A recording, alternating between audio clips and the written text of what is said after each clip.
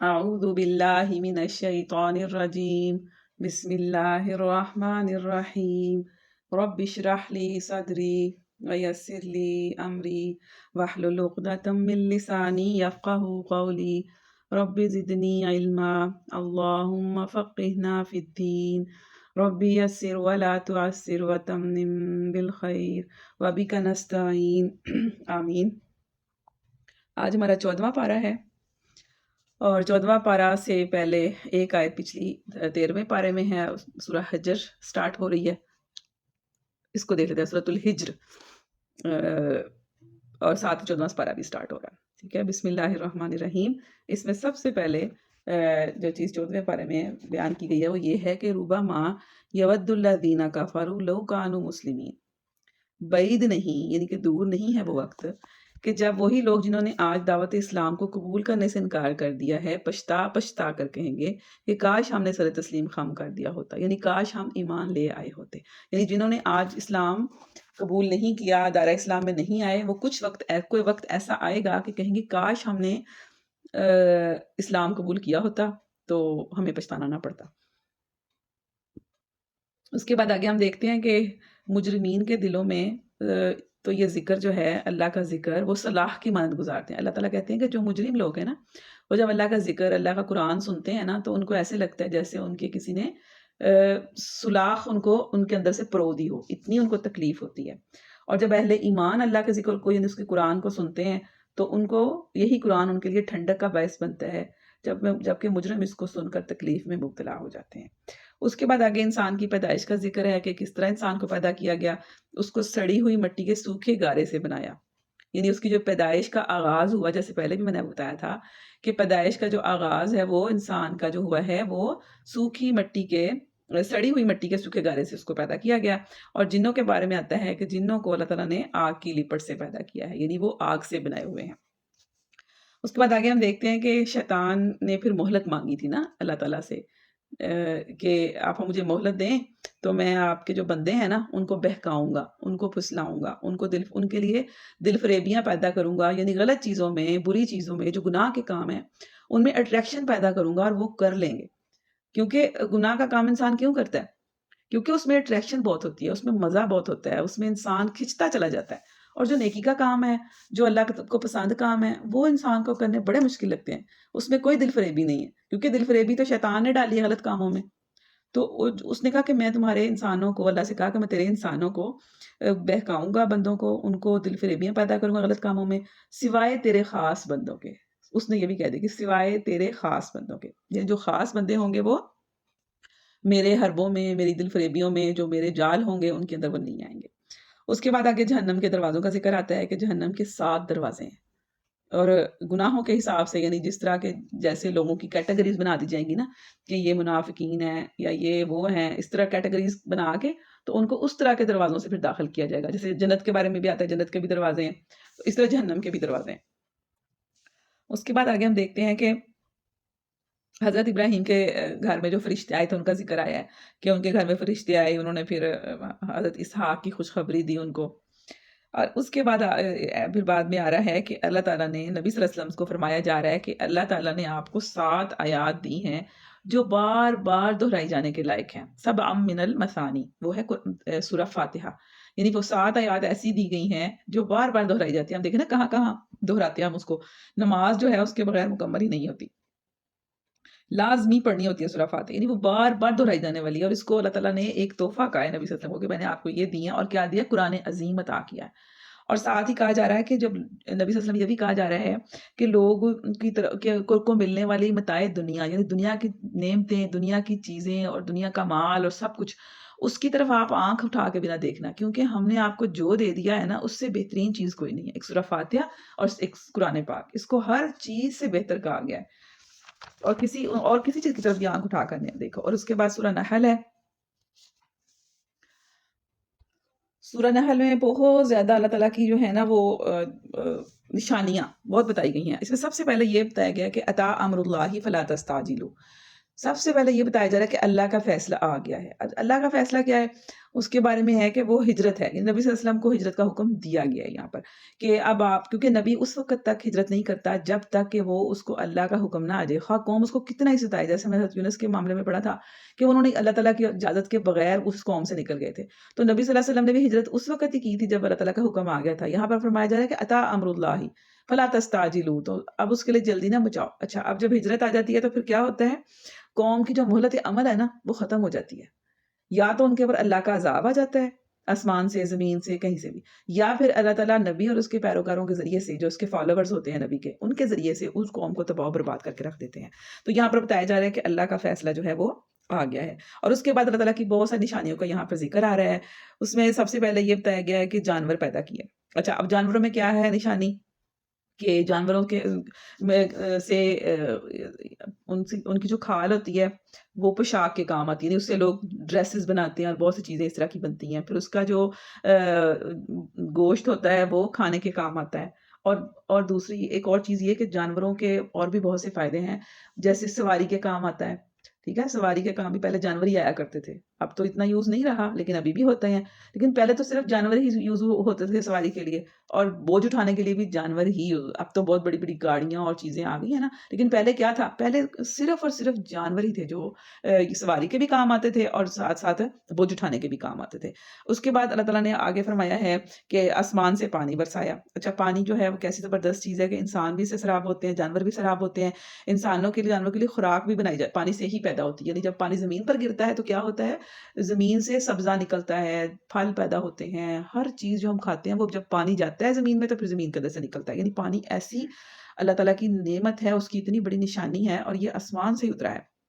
اس کے بعد آگے رات اور دن اور سورج اور چاند کو مسخر کر دیا، بتایا گیا، اور سمندر کو مسخر کر دیا۔ جو سمندر میں سے کیا ہے؟ دیکھیں اتنا بڑا سمندر ہے، کبھی آپ گئے ہوں تو دیکھا ہو کہ آپ کی نظر جو ہے وہ ختم ہو جاتی ہے، لیکن سمندر کا کنارہ آپ کو نظر نہیں آتا، اور بس اس کو انسان کے لیے مسخر کر دیا۔ اس میں وہ کشتیاں چلاتا ہے، اس کو پار کر کے کہاں سے کہاں چلا جاتا ہے، پھر اس میں سے تر و تازہ گوشت یعنی مچھلیاں اور بہت ساری چیزیں کھانے کے قابل جو ہے نکلتی ہیں۔ پھر اس کے بعد سمندر میں سے ہی موتی نکلتے ہیں، مونگے نکلتے ہیں، اور بڑی زبردست قسم کی اور بڑی مہنگی، جن کو آپ یعنی کہہ سکتے ہیں چیزیں، وہ اندر سے نکلتی ہیں، وہ سمندر سے ہی نکلتی ہیں۔ اور یہ سب کیوں دیا انسان کو؟ آگے بھی بتا دیا گیا، تاکہ وہ اپنے رب کا فضل تلاش کرے، اس کا شکر گزار بنے۔ یعنی اتنی زیادہ نشانیاں، اتنی زیادہ نعمتیں اللہ تعالیٰ نے انسان کو کیوں دی ہیں؟ تاکہ وہ اپنے رب کا فضل تلاش کرے۔ یعنی یہ فضل ہے، ہر چیز جو دی ہے اللہ تعالیٰ نے، یہ اس کا فضل ہے کہ اس کو جب ہم مختلف طریقے سے ہم اس کو یوز کرتے ہیں، اپنے استعمال میں لاتے ہیں، اس سے فائدے اٹھاتے ہیں، تو یہ اس کا فضل ہے۔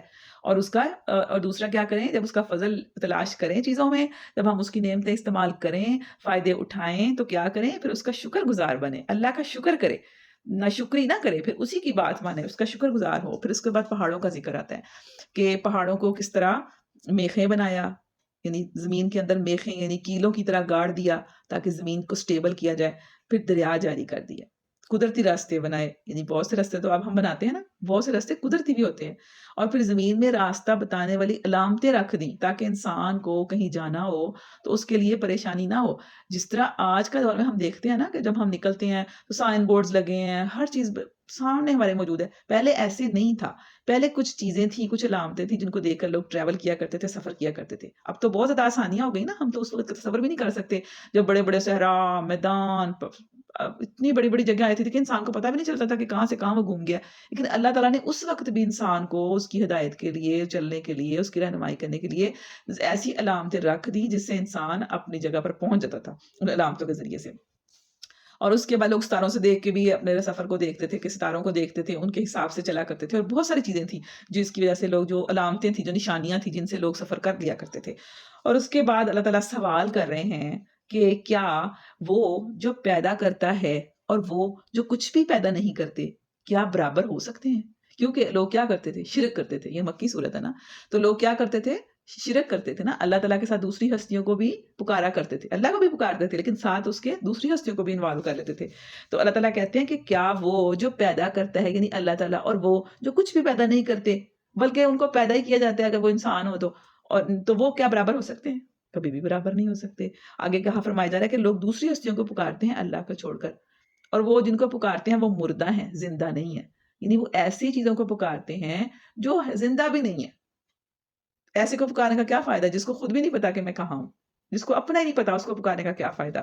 اور اس کے بعد ان لوگوں کا ذکر آ رہا ہے کہ جو کہتے تھے اللہ کی آیات جب ان کے سامنے سنائی جاتی ہیں، پڑھی جاتی ہیں، تو وہ کہتے ہیں یہ تو پرانے زمانے کی کہانیاں ہیں، یہ ہمیں آج کے ماڈرن دور میں ہمیں کیوں سنا رہے ہیں؟ اور آپ کو پتہ ہے یہ بات اس وقت کہا کرتے تھے لوگ، ہمیں لگتا ہے شاید اب کہتے ہیں، کیونکہ اب تو کہتے ہیں نا لوگ، کیونکہ اب تو ماڈرن ہو گیا زمانہ، بہت ماڈرن ہو گیا ہمارے حساب سے۔ تو اس وقت اب جب کہ ماڈرن نہیں تھا تو پھر بھی وہ کہتے تھے کہ یہ قرآن کی آیات ہمیں کیوں سناتے ہو بھائی، یہ تو بڑے پرانے زمانے کی باتیں ہیں، یہ کون سا قصہ سناتے ہو ہمیں، اتنے پرانے پرانے قصے ہمیں سنا رہے ہو، قوم عاد کا، قوم سمود کا، حضرت لوط کا، اور سارے نوح کا، یہ تو بڑے پرانے زمانے کی باتیں ہیں، یہ ہمیں کیوں سنا رہے ہو؟ اور یہ دیکھیں اب بھی ہم لوگ کہتے ہیں۔ اور پھر اس کے بعد آتا کہتے ہیں کہ یہ لوگ جو ایسے کہتے ہیں، اس قرآن کو پرانے زمانے کی باتیں کہتے ہیں، وہ کیا کریں گے؟ وہ اپنا بھی بوجھ اٹھائیں گے، اپنے گناہوں کا بوجھ بھی اٹھائیں گے اور دوسروں کا بوجھ بھی اٹھائیں گے۔ اور اس کے بعد اللہ تعالیٰ آگے بیان فرماتے ہیں کہ جب متقی لوگ کہ اللہ تعالیٰ کے پاس واپسی کا ٹائم آئے گا نا، مرنے کا، اللہ کی طرف جانے کا، تو وہ ان کی روحیں، جب فرشتے ان کو لینے کے لیے، ان کی روحوں کو لینے کے لیے آئیں گے نا، تو کیسے آئیں گے یہ بتایا جا رہا ہے کہ جب وہ آئیں گے فرشتے تو ان کو سلام کریں گے، نیک لوگوں کو سلام کریں گے، ان کی روحیں جب لینے کے لیے آئیں گے اور جنت کی خوشخبری دیں گے۔ اسی وقت انسان کو جنت کی خوشخبری مل جائے گی، اس کے لیے اس کو بہت زیادہ کوئی ویٹ نہیں کرنا پڑے گا، اس کو اسی ٹائم پتہ، جب اس کے فرشتے آئیں گے نا تبھی اس کو پتہ چل جائے گا کہ یہ تو میرا تو ٹھکانہ بہت اچھا ہے۔ اس لیے آپ نے دیکھا ہے نا، بہت سارے لوگوں کو شاید سنا بھی ہو کہ مرتے وقت ان کو کلمہ آ جاتا ہے، نصیب ہو جاتا ہے، اللہ ہمیں بھی نصیب کرے، اور بہت ساری وہ ایسی باتیں کرتے ہیں مرتے وقت کہ انسان کو پتہ چل جاتا ہے ارد گرد والوں کو کہ یہ بہت نیک روح تھی، یہ بہت اچھا مقام ہوگا اس کا انشاءاللہ۔ تو یعنی یہ اسی وقت ہی پتہ چل جاتا ہے اس شخص کو کہ جب اس کا واپسی کا وقت ہو جاتا ہے۔ اور اس کے بعد اور نشانیاں بتائی گئی ہیں کہ مویشیوں کے پیٹ سے، اللہ تعالیٰ کی ایک بہت بڑی نشانی ہے، اگر ہم غور کریں نا تو ہر چیز اس کی بہت بڑی نشانی ہے کہ مویشیوں کے پیٹ سے گوبر اور خون کے درمیان سے دودھ نکلتا ہے۔ دیکھیں ہم دودھ پیتے ہیں، روز ہمارے گھر دودھ والا دودھ دینے آتا ہے، لیکن کبھی ہم نے غور کیا ہے کہ ہم یہ جو چیز پی رہے ہیں کہاں سے آئی ہے؟ کبھی غور کیا ہم نے؟ یہ کہاں سے نکلتا ہے؟ یہ ایک طرف خون ہوتا ہے، یعنی اس جانور کا اپنا جو خون اس کے جسم میں دوڑ رہا ہے وہ ہوتا ہے وہاں پہ قریب ہی اس کے پاس ہی، اور ساتھ ہی گوبر بھی ہوتا ہے جہاں اس کا اللہ تعالیٰ نے سسٹم بنایا ہے، اور وہیں سے اس کے قریب ہی سے درمیان سے دودھ نکلتا ہے، اور وہ دودھ جو ہے اللہ تعالیٰ کی اتنی بڑی نشانی ہے، اور اس کو پھر خوشگوار بنایا ہے، یعنی بڑا ٹیسٹی ہوتا ہے، مطلب اس کا ذائقہ بہت اچھا ہوتا ہے، اور اس کو ایک فائدہ مند چیز بنایا ہے۔ ہم دیکھیں دودھ پہ غور کریں تو دودھ کے اندر کتنا کچھ منرلز، وائٹامنس، کتنا کچھ ہوتا ہے جو ہمارے لیے کتنی اچھی چیز ہے ہمارے جسم کے لیے، اور یہ اللہ تعالیٰ کی بہت بڑی نشانی ہے۔ اور اس کے بعد آگے ہم دیکھتے ہیں کہ ایک اور چیز ہے، ایک اور اللہ تعالیٰ کی مخلوق ہے، اس کا ذکر ہے، اور وہ ہے شہد کی مکھی، اور اس سورت کا نام بھی نحل ہے، اور نحل کا مطلب بھی شہد کی مکھی ہوتا ہے۔ تو شہد کی مکھی کا ذکر ہے، اس پر وحی کی ہے اللہ تعالیٰ نے، اس پر کیا وحی کی ہے؟ اس پر وحی کا مطلب یہ ہے کہ اس کو طریقہ بتایا اس کا کہ اس نے کیا کرنا ہے زندگی میں، اس کی جو تھوڑی سی لائف ہے، تھوڑی سی لائف ہوتی ہے اس کی، بہت لمبی لائف نہیں ہوتی ہے شہد کی مکھی کی، تو اس کی تھوڑی سی لائف میں بھی اس کو بتایا کہ اس نے کیا کرنا ہے، پہاڑوں میں، درختوں میں، چھتوں پر چڑھائی بیلوں پر چھتے بنا، یہ اس کا کام ہے، اس نے چھتے بنانے ہیں، اور پھلوں کا رس چوس اور اپنے رب کی ہموار کی ہوئی راہوں پر چلتی رہے۔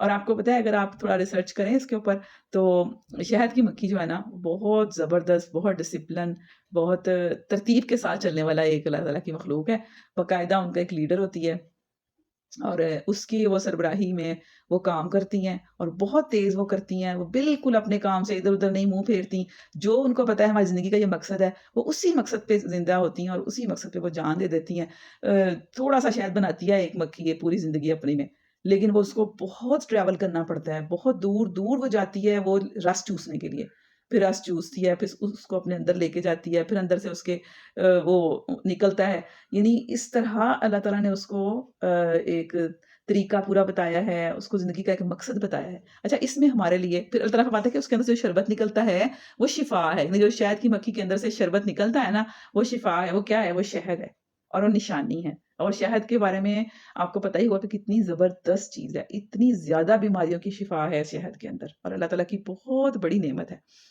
تو اور اس شہد کی مکھی سے نا ہمیں بہت زیادہ سبق ملتے ہیں، ایک یہ کہ انسان جو ہے وہ جس طرح شہد کی مکھی اپنی لائف کا کوئی بھی ایک منٹ ضائع نہیں نہ کرتی، تو ہمیں بھی اپنی زندگی کا کوئی بھی ٹائم ویسٹ نہیں کرنا چاہیے، اور وہ ایک مقصد کے تحت جیتی ہے. ہمیں بھی کسی نہ کسی مقصد کے تحت جینا چاہیے، کیونکہ ہمیں اللہ تعالیٰ نے مقصد دے کے بھیجا ہے. ہمیں بھی تو اللہ تعالیٰ نے بتایا ہے نا کہ آپ کا کیا مقصد ہے. شہد کی مکھی کو بتایا ہے کہ آپ کا کیا مقصد دنیا میں رہنے کا، اس کو بھی یہ بتایا ہے کہ آپ کا دنیا میں رہنے کا یہ مقصد ہے. ہمیں بھی بتایا ہے. ہم نے بھی اپنی زندگی کے مقصد پر چلنا ہے اور کیا کرنا ہے، دوسروں کے فائدے کے کام آنا ہے. یعنی ہم اپنی زندگی ایسے کریں کہ اپنا بھی فائدہ اور دوسرے کے فائدے کے بنے. اصل میں ہم کرتے کیا ہے، جب اپنا ٹائم ویسٹ کرتے ہیں، اپنے آپ کو غلط کاموں میں ڈال لیتے ہیں، لا یعنی کاموں میں اپنا وقت ضائع کرتے ہیں، تو ہم کیا کرتے ہیں، اپنا تو نقصان کرتے ہی کرتے ہیں، لیکن ہم کسی کے فائدے کے بھی نہیں ہوتے. کیا کبھی وہ شخص جو فارغ رہتا ہو، کوئی وہ زندگی میں اس کا کوئی مقصد نہ ہو، اپنے ٹائم کو صرف پاس کر رہا ہو زندگی میں، تو کیا وہ کبھی کسی کا فائدہ کر سکتا ہے؟ وہ تو اپنے فائدہ کی بھی نہیں، کا بھی نہیں ہے نا، تو کسی کا فائدہ کیا کر سکتا ہے؟ اور اس کے بعد ہم دیکھتے ہیں کہ پرندوں کا ذکر آتا ہے کہ پرندے جو ہیں وہ آسمان میں کس طرح مسخر ہوئے ہیں، کہ آسمان کے اندر وہ تیرتے ہیں، جیسے مرضی اوپر نیچے جاتے ہیں. یہ بھی بہت بڑی ایک نشانی ہے. ہم دیکھتے ہیں کس طرح وہ آسمان میں اڑتے رہتے ہیں، پرواز کر لیتے ہیں. اور اس کے بعد ایک اور چیز ہے جس کو یہ بہت بڑی نشانی ہے، وہ یہ ہے کہ گھر، جو انسان جن گھروں میں رہتا ہے اس کے بارے میں بتایا گیا قرآن پاک میں کہ اللہ تعالیٰ نے گھروں کو سکون کا باعث بنایا ہے. دیکھیں، آپ غور کریں، کبھی کسی اپنے گھر سے کسی اور کے گھر میں جا کے رہنا پڑ جائے، بھلے اپنی بہت ہی قریبی عزیز کا گھر ہو، جن سے آپ کو بہت پیار محبت ہو، لیکن آپ ایک دو دن تو رہ لیتے ہیں، اس کے بعد پھر آپ کہتے ہیں بس اپنے گھر چلی جاؤں، اب میں بس مجھے اپنے گھر کو لے جائے، اب میرا دل نہیں لگتا. حالانکہ خواہ وہ آپ کے کتنا آپ کو انٹرٹین کر رہے ہوں، آپ کے سامنے اچھے اچھے کھانے پکا کے رکھ رہے ہوں، لیکن پھر بھی آپ کا دل جو ہوتا ہے نا وہ اپنے گھر میں ہی ہوتا ہے. تو یہ بھی اللہ کی ایک نشانی ہے. اور کبھی ان لوگوں کے بارے میں بھی سوچیں کہ جن کے پاس گھر نہیں ہوتے، یا جن کے گھروں کو برباد کر دیا گیا ہوتا ہے، جس طرح آج کل ہم دیکھ رہے ہیں کہ کیا حالات ہوا پڑے ہیں فلسطین کے اندر. تو کبھی ہم ان کے بارے میں سوچیں کہ وہ کس طرح رہ رہے ہیں، کس طرح وہ جی رہے ہیں، کس طرح ان کی زندگی گزر رہی ہے. کہ ہمیں کوئی اگر کہہ دے نا کہ ذرا سا نکل جاؤ تھوڑی دیر کے لیے اپنے گھر سے، بس ذرا اپنے گھر نہیں آنا، تو تصور ہی ہمارے لیے ایک عجیب سا ہو جاتا ہے کہ اپنے گھر کیوں نہیں آنا، کہاں جانا ہے پھر میں نے. تو یہ گھر اللہ تعالیٰ نے سکون کا باعث بنانا ہے، یہ بھی اللہ تعالیٰ کی بہت بڑی نشانی ہے. پھر اس کے بعد پھر جانوروں کی کھال سے پوشاک کا اور خوراک کا ذکر آتا ہے.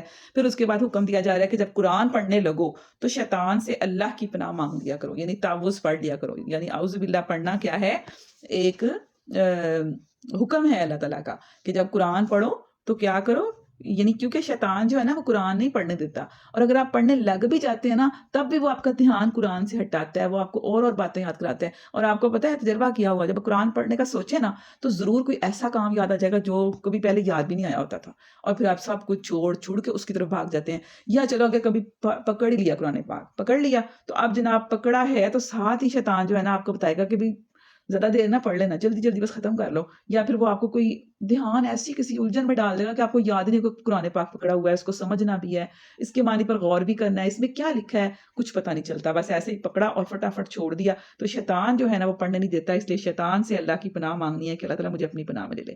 پھر اس کے بعد ذکر آتا ہے کہ اللہ تعالیٰ ایک آیت کی جگہ دوسری آیت بھی اللہ ہی لاتے ہیں. اصل میں کچھ آیات، کچھ احکام ایسے ہوتے ہیں قرآن پاک میں ہیں کہ جو اللہ تعالیٰ نے منسوخ کر دیے ہیں.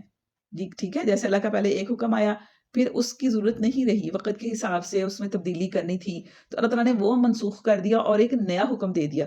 تو وہ جو پرانا حکم ہے وہ لکھا تو ہے قرآن پاک میں، مصحف میں لکھا ہوا ہوگا، لیکن وہ اس کا جو حکم ہے وہ منسوخ کر دیا. وہ جیسے شراب کے بارے میں ہم نے پڑھا، پہلے شراب کا حکم آیا کہ شراب میں تھوڑے فائدے بھی ہیں تھوڑے نقصان بھی ہیں، ٹھیک ہے، پہلا حکم تھا، یعنی لوگوں کو یہ کرنے کے لیے کہ ان کو پتہ چلے کہ ہاں شراب ایسی چیز ہے کہ جس میں کوئی نقصان بھی ہے ہمارا. اس کے بعد دوسرا حکم یہ آیا کہ جب نماز پڑھنے لگو تو شراب نہ پی ہو، ٹھیک ہے، نشے کی حالت میں نہ ہو، یہ دوسرا حکم آ گیا، یعنی بتدریج آ گیا نا. تو پہلا حکم جو تھا وہ منسوخ ہو گیا کیونکہ اب تو ایک اور حکم آ گیا نا. اس کے بعد تیسرا حکم صاف صاف بتا دیا کہ اب شراب جو ہے وہ حرام ہے، ٹھیک ہے نا. تو پھر کیا ہو گیا، وہ دوسرا حکم تھا وہ بھی منسوخ ہو گیا، کیونکہ اب تو شراب ٹوٹلی حرام ہے، اب تو پینی نہیں، کسی حالت میں بھی نہیں پینی نا. نماز پڑھنی نہ پڑھنی تو ایک الگ بات ہوگی، اب تو پینی ہی نہیں. تو جو دو حکم تھے وہ منسوخ ہو گئے. تو لوگوں نے اس پہ بڑا اعتراض کیا، یہ کیا بات ہوئی، اللہ تعالیٰ ایک حکم دیتے ہیں پھر وہ ہٹا دیتے ہیں تو دوسرا حکم دے دیتے ہیں، تو اعتراض کیا نا.